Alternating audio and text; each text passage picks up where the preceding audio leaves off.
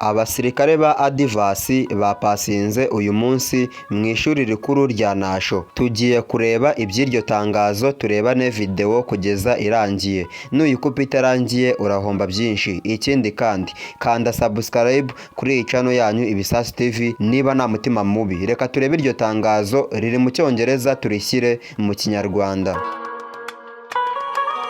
Itangazo riragira riti Kirehe 22 December 25. Kirehe kuri tariki 22 z'ukwezi kwa 12 umwaka w'ibihumbi 2025. The Rwanda Defense Force RDF Infantry Brigade comprising senior officer, junior officer and other rank has successfully completed a form-of advanced infantry training AIBT course at National Basic Military Training Center in Kirehe District. Itangazo riravuga ngo RDF Infantry Brigade igizwe n'abasirikare ba senior officer, ubwo n'abasirikare bakuru, junior officer, ubwo n'abasirikare bato and other rank, ndetse n'abandi basirikare batandukanye basoje imyitozo bari bamazemo amezi 4. Iyo myitozo kandi yaberaga mu kigo gikuru cy'imyitozo giherereye mu karere ka Kirehe Inasho. Reka dukomeze turebe iby'iri tangazo. Wowe andika muri comment niba ubyishimiye, kanda like kuri ino video, kanda share ino video uyisangize n'abandi. Reka dukomeze.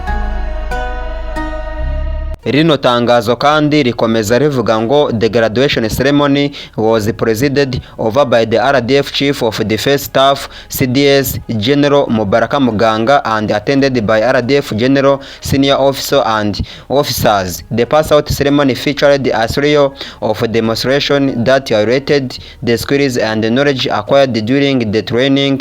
Attendants witnessed impressive display of infantry tactic, material arts and live firing exercise reflecting the brigade operation readiness and combat capability. Iri tangazo rikomeza risobanura ngo uyu muhango wo gusoza iyi myitozo wayobowe n'umugaba mukuru w'ingabo ari we CDS Mubaraka Muganga, ndetse n'abandi ba generali, aba senior officer ndetse n'abandi ba ofisiye. Muri uyu muhango wo gusoza iyi myitozo haje kwerekanwa ubuhanga, ubumenyi bukenerwa mu gihe cy'imyitozo.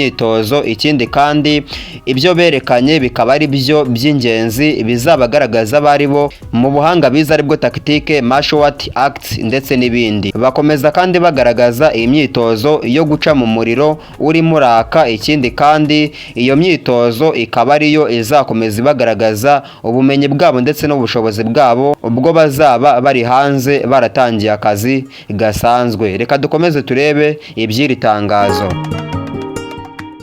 Itangazo rikomeza rivuga ngo in his remark General Mubaraka Muganga commended the graduate for their dedication, discipline and commitment throughout the course. He encouraged them to maintain the same spirit and professionalism as they move forward in their duties. He urged the graduate to effectively apply the skill and knowledge gained to defend the nation, territorial integrity and respond to emerging security threats. The Chief of Defense Staff emphasized the importance of affording the RDF core value particular discipline, which he described as fundamental to success in all fields. Discipline must come before everything.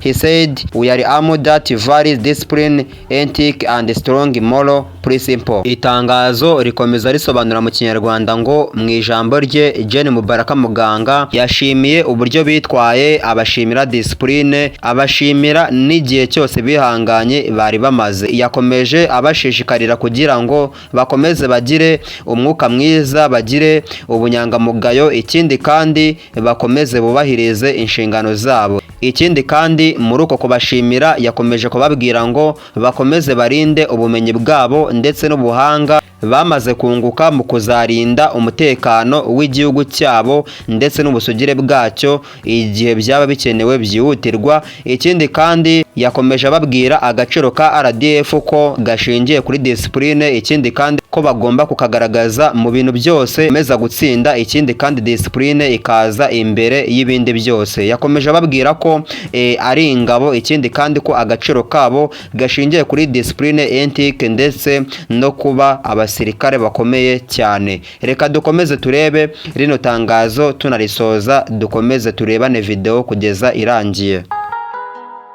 Ikindi kandi risoza rivuga ngo Advanced Infantry Training designed to enhance the skill of infantry personnel, enabling them to effectively perform their operation that while fulfilling the RDF mission.